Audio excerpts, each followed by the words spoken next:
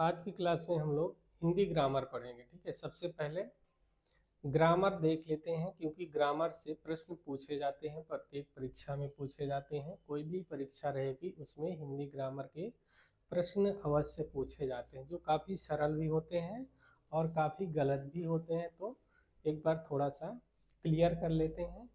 और आज की क्लास ये पहली क्लास है। चैनल को लाइक कर लीजिएगा, सब्सक्राइब कर दीजिएगा और शेयर कर दीजिएगा। ठीक है, सबसे पहले देखते हैं संज्ञा।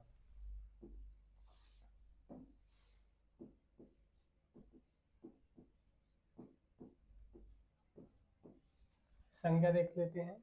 संज्ञा की परिभाषा तो बचपन से पढ़ते चले आ रहे हैं। ठीक है, तो परिभाषा तो सबको याद ही होगी। किसी व्यक्ति, वस्तु, स्थान, जाति या भाव के नाम को संज्ञा कहते हैं। ठीक है, लिख लीजिएगा अगर लिखना हो। किसी व्यक्ति, वस्तु, स्थान, जाति या भाव के नाम को क्या कहते हैं? संज्ञा कहते हैं। ठीक है, जैसे राम, श्याम किसी व्यक्ति का नाम है। लखनऊ, प्रयागराज, दिल्ली ये किसी स्थान के नाम है। और हिमालय हो गया किसी पर्वत का नाम है। गंगा है, यमुना है, ये किसी नदी के नाम है। ठीक है, तो ये सारे उदाहरण है संज्ञा के। फिर से एक बार परिभाषा देख लेते हैं। किसी व्यक्ति, वस्तु, स्थान, जाति या भाव के नाम को संज्ञा कहते हैं। ठीक है, अब संज्ञा के भेद देख लेते हैं। तो संज्ञा के कितने भेद होते हैं? प्रश्न पूछा जाता है कभी कभी कि संज्ञा के कितने भेद होते हैं। तो संज्ञा के कितने भेद होते हैं? 5 भेद होते हैं। कौन कौन से होते हैं? सबसे पहले है व्यक्तिवाचक संज्ञा, दूसरा है जातिवाचक संज्ञा, तीसरा है द्रव्यवाचक संज्ञा, चौथा है समूहवाचक संज्ञा, पांचवा है भाववाचक संज्ञा। एक बार लिख लीजिएगा, लिखते जाएंगे तो क्लियर होता जाएगा। भेद लिख लेते हैं। ठीक है, संज्ञा के 5 भेद होते हैं। पहला है व्यक्तिवाचक संज्ञा, व्यक्तिवाचक संज्ञा। इसके बाद दूसरा है जातिवाचक संज्ञा, जातिवाचक संज्ञा। पहली है व्यक्तिवाचक संज्ञा, दूसरा है जातिवाचक संज्ञा, तीसरा है द्रव्यवाचक संज्ञा, तीसरा है द्रव्यवाचक संज्ञा,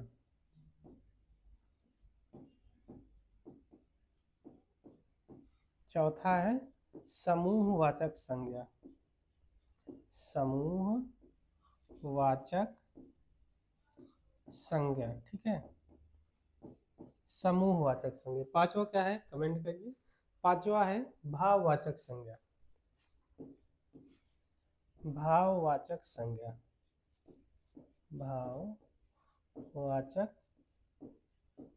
संज्ञा। ठीक है, ये संज्ञा के 5 भेद होते हैं। कौन कौन से होते हैं? पहला है व्यक्तिवाचक संज्ञा, दूसरा है जातिवाचक संज्ञा, तीसरा है द्रव्यवाचक संज्ञा, चौथा है समूहवाचक संज्ञा, पांचवा है भाववाचक संज्ञा।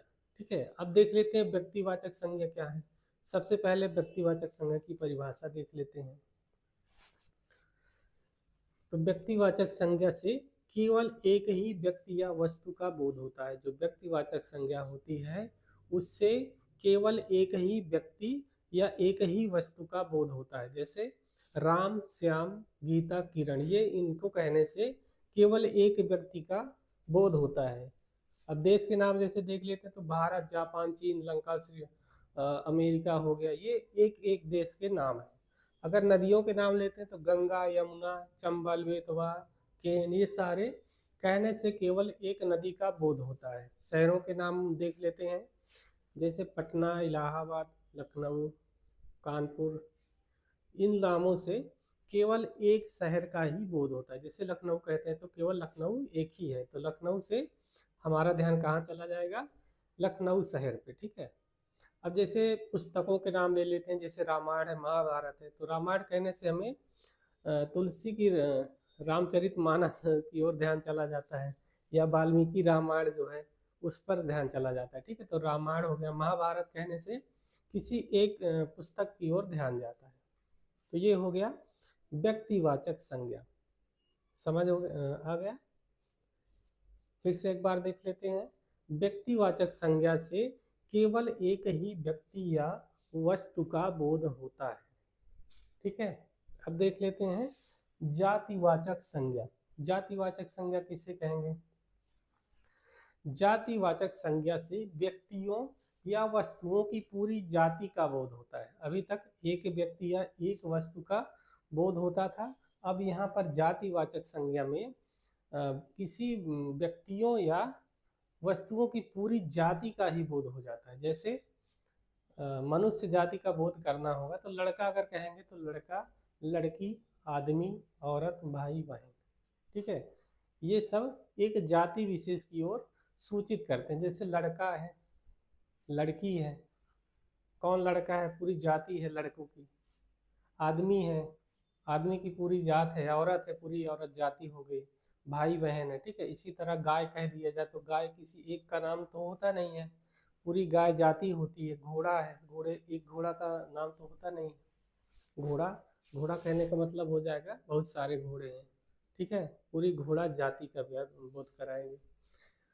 और इसी तरह वस्तु का नाम है, जैसे घड़ी हो गई। घड़ी तो एक घड़ी का नाम है नहीं, घड़ी कहने से तो सारी घड़ी आ जाएंगी।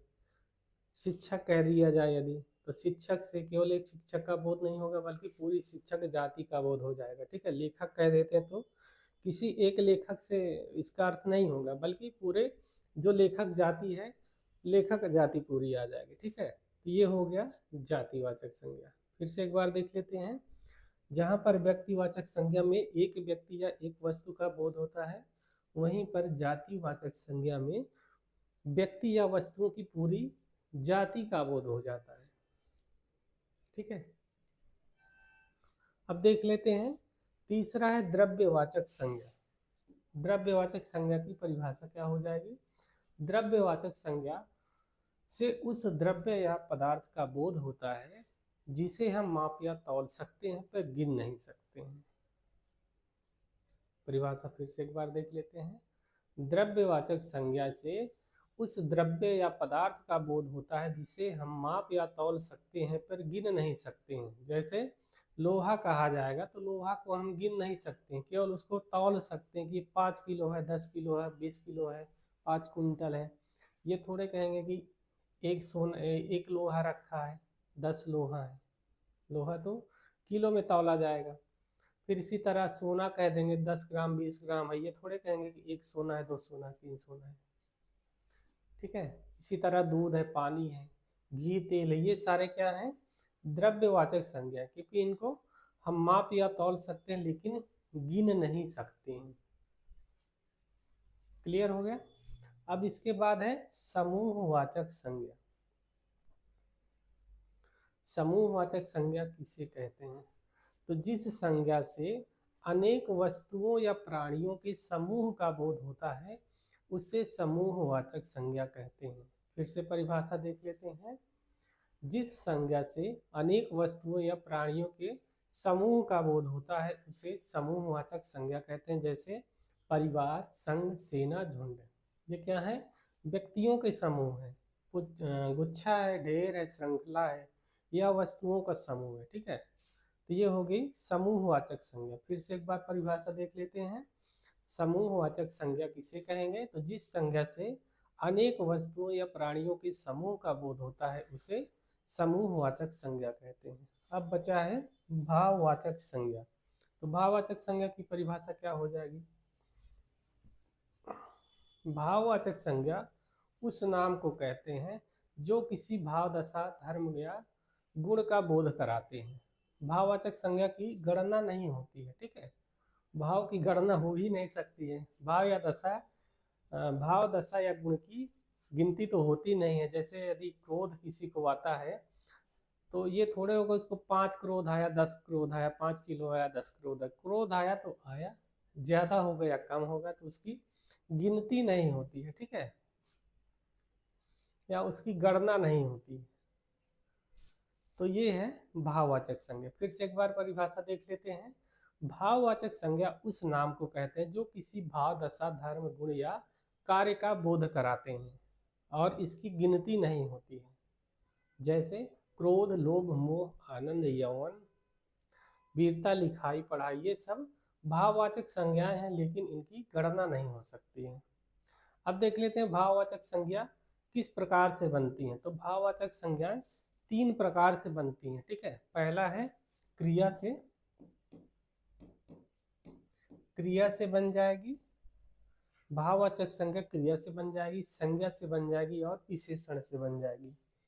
क्रिया से बनती है, संज्ञा से बनती है और विशेषण से बनती है। तो ये भाववाचक संज्ञा है, ठीक है। क्रिया से भी बनती है, संज्ञा से भी बनती है, विशेषण से बनती है। क्रिया है जैसे काटना है, काटना से काट बन जाएगी, सजाना से सजावट है, चलना से चलन बन जाएगा, लिखना से लिखावट बन जाएगी। फिर अगर कहा जाए संज्ञा से तो बाल है, बाल से बालपन बन जाएगा, मनुष्य से मनुष्यता बन जाएगा और शिव से शिवत्व बन जाएगा। विशेषण से अगर बनाना है तो विशेषण जैसे महा है, महा से महिमा बन जाएगा, धीर से धैर्य बन जाएगा, सरल से सरलता बन जाएगा, गर्म से गर्मी बन जाएगा, ठीक है। तो ये हो गया भाववाचक संज्ञा। क्लियर हो गया? फिर से एक बार देख लेते हैं। भाववाचक संज्ञा उस नाम को कहते हैं जो किसी भाव दशा, धर्म, गुण या कार्य का बोध कराते हैं। इनकी गणना नहीं होती है। भाववाचक संज्ञाएं 3 प्रकार से बनती है, क्रिया से बनती है, संज्ञा से बनती है और विशेषण से भी बनती है, ठीक है। अब देख लेते हैं संज्ञा के विकार। संज्ञा विकारी होते हैं, ठीक है। संज्ञा शब्द जो है यह विकारी होते हैं और यह विकार 3 कारणों से होता है। किन कारणों से होता है? 3 कारणों से। पहला है लिंग, दूसरा है वचन और तीसरा है लिंग वचन कारक, ठीक है। तो जो संज्ञा शब्द हैं ये विकारी होते हैं और इसके विकार के 3 कारण होते हैं। पहला लिंग रहेगा, दूसरा वचन और तीसरा कारक है। तो सबसे पहले लिंग देख लेते हैं, ठीक है। हिंदी में लिंग 2 प्रकार के होते हैं। सबसे पहले लिंग की परिभाषा देख लेते हैं। लिंग का अर्थ होता है चिन्ह, अर्थात वह चिन्ह जिससे शब्दों का स्त्री या पुरुष वाचक लिंग व्यक्त हो उसे लिंग कहेंगे, ठीक है। फिर से एक बार परिभाषा देख लेते हैं। लिंग का अर्थ होता है चिन्ह, अर्थात वह चिन्ह जिससे शब्दों का स्त्री जाति या पुरुष जाति का बोध हो, क्या कहलाएगा? लिंग कहलाएगा, ठीक है। हिंदी में लिंग 2 प्रकार के माने गए हैं। पहला है पुल्लिंग और दूसरा है स्त्रीलिंग। हिंदी में लिंग 2 प्रकार के ही होते हैं, या पुल्लिंग है या स्त्रीलिंग है। पुल्लिंग की परिभाषा देख लेते हैं। जिन शब्दों से पुरुष जाति का बोध होता है उसे पुल्लिंग कहते हैं। पुरुष जाति का बोध कराने वाले संज्ञा शब्दों को पुल्लिंग कहते हैं। जैसे राम खाना खाता है, यदि कहा जाएगा तो राम जो है यह पुरुष जाति का या पुल्लिंग जाति का बोध कराएगा, ठीक है। और इसके बाद स्त्रीलिंग देख लेते हैं। तो स्त्रीलिंग की परिभाषा क्या हो जाएगी? स्त्री जाति का बोध कराने वाले संज्ञा शब्दों को स्त्रीलिंग कहते हैं। फिर से देख लेते हैं। स्त्री जाति का बोध कराने वाले संज्ञा शब्दों को स्त्रीलिंग कहते हैं। जैसे कमला गाती है, तो कमला गाती है, कमला जो है यह स्त्री जाति का बोध कराती है, ठीक है। तो यहाँ पर ये स्त्रीलिंग हो जाएगा। परिभाषा याद कर लीजिएगा, थोड़ा थोड़ा ध्यान दे लीजिएगा थोड़ा सा। पुल्लिंग की परिभाषा क्या हो जाएगी? पुल्लिंग की परिभाषा क्या हो जाएगी? पुरुष जाति का बोध कराए जो, वो पुल्लिंग है, और जो स्त्री जाति का बोध कराए वो स्त्रीलिंग है, ठीक है। अब देख लेते हैं वचन। हिंदी में वचन 2 प्रकार के होते हैं। एक वचन, हिंदी में वचन 2 प्रकार के होते हैं, एक वचन और बहुवचन। हिंदी में 2 वचन होते हैं, एक वचन और बहुवचन, ठीक है। वचन 2 ही प्रकार के होते हैं, सिंगुलर नंबर, प्लूरल नंबर, ठीक है। अब परिभाषा देख लेते हैं कि वचन की परिभाषा क्या होती है, वचन या नंबर, ठीक है। तो इसकी परिभाषा देख लेते हैं। संज्ञा अथवा सर्वनाम के जिस रूप से एक या एक से अधिक का बोध होता है उसे वचन कहते हैं। परिभाषा लिख सकते हैं।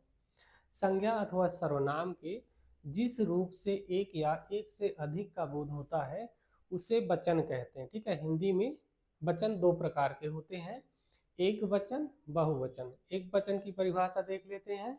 शब्द के जिस रूप से केवल एक का बोध होता है उसे एक वचन कहते हैं। शब्द के जिस रूप से केवल एक का बोध होता है उसे एक वचन कहते हैं। जैसे बालक पढ़ता है और बालिका पढ़ती है, घोड़ा दौड़ता है। इनमें बालक बालक कहने से केवल एक व्यक्ति का बोध होता है, और बालिका कहने से केवल एक बालिका का बोध होगा। घोड़ा कहने से एक वचन का बोध होता है। ठीक है, एक वचन क्लियर हो गया। फिर से देख लेते हैं। शब्द के जिस रूप से केवल एक का बोध होता है उसे एक वचन कहते हैं। जैसे बालक पढ़ता है, इसमें बालक एक वचन है। बालिका खेलती है, इसमें बालिका एक वचन है। घोड़ा दौड़ता है, इसमें भी घोड़ा एक वचन है।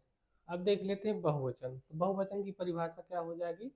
शब्द के जिस रूप से एक से अधिक का बोध होता है उसे बहुवचन कहते हैं। शब्द के जिस रूप से एक से अधिक का बोध होता है उसे बहुवचन कहते हैं। जैसे बालक पढ़ते हैं, यदि कहा जाए बालक पढ़ते हैं, बालक पढ़ते हैं, तो इसमें से बालक कहने से पढ़ते हैं यहाँ है ना, तो कई लोगों का बोध हो जाएगा। ठीक है, तो यहाँ पर क्या हो जाएगा? बहुवचन हो जाएगा। बालक पढ़ते हैं,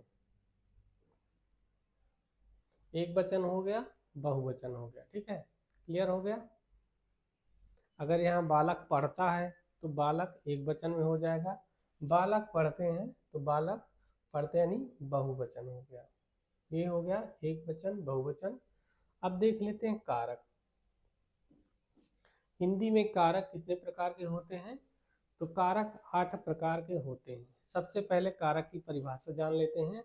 संज्ञा या सर्वनाम के जिस रूप से उसका संबंध वाक्य के किसी दूसरे शब्द के साथ जाना जाए उसे कारक कहते हैं। फिर से परिभाषा देख लेते हैं।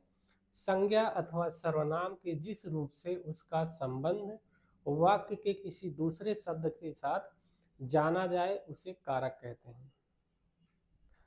ठीक है, ये हो गई इसकी परिभाषा। वाक्य में जो शब्द होते हैं वो एक दूसरे से जुड़े रहते हैं। क्रिया के साथ संज्ञा का सीधा संबंध ही कारक कहलाता है। क्रिया के साथ संज्ञा का संबंध कारक कहलाता है। और कारक को प्रकट करने के लिए संज्ञा और सर्वनाम के साथ जो चिन्ह लगाए जाते हैं उन्हें विभक्तियां कहते हैं। तो कारक हो गया और उसकी विभक्ति हो गई। फिर से परिभाषा देख लेते हैं। सबसे पहले कारक की परिभाषा देख लेते हैं। संज्ञा या सर्वनाम के जिस रूप से उसका संबंध वाक्य के किसी दूसरे शब्द के साथ जाना जाए उसे कारक कहते हैं।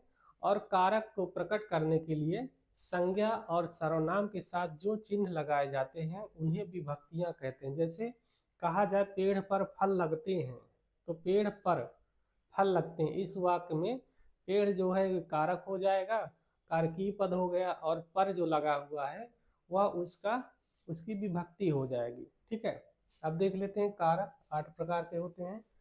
तो सबसे पहले है कर्ता कारक। कर्ता कारक की विभक्ति होती है ने। फिर दूसरा है कर्म कारक, पहला हो गया। दूसरा है कर्म कारक। कर्म कारक की विभक्ति क्या हो जाएगी? को। तीसरा है करण कारक।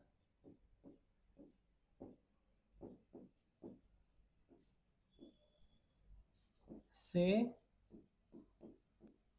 द्वारा। ठीक है, करण कारक की विभक्ति क्या हो जाएगी? से, द्वारा। इसके बाद है चौथा है संप्रदान कारक। चौथा हो जाएगा संप्रदान कारक।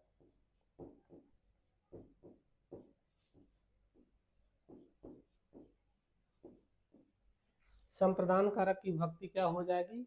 को या के लिए। को,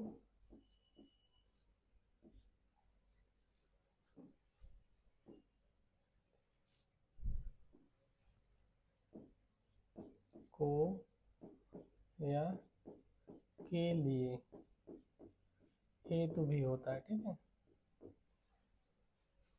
फिर पांचवा है अपादान कारक। अपादान कारक से अलग होने के अर्थ में, अलग होने के अर्थ में, ठीक है। अपादान कारक की विभक्ति हो जाएगी से अलग होने के अर्थ में। इसके बाद है संबंध कारक। का के की छठवां है संबंध कारक।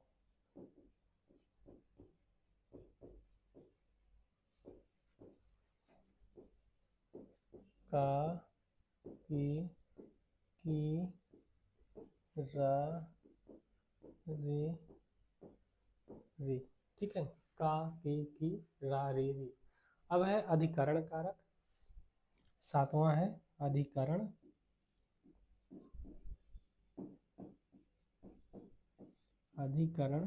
कारक में अय पर। फिर है आठवां है संबोधन कारक।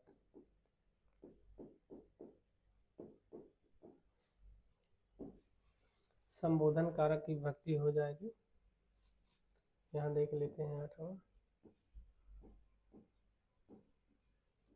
संबोधन कारक। हे,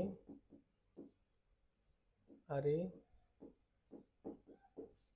अहो, ये सारी इसकी विभक्तियां हैं।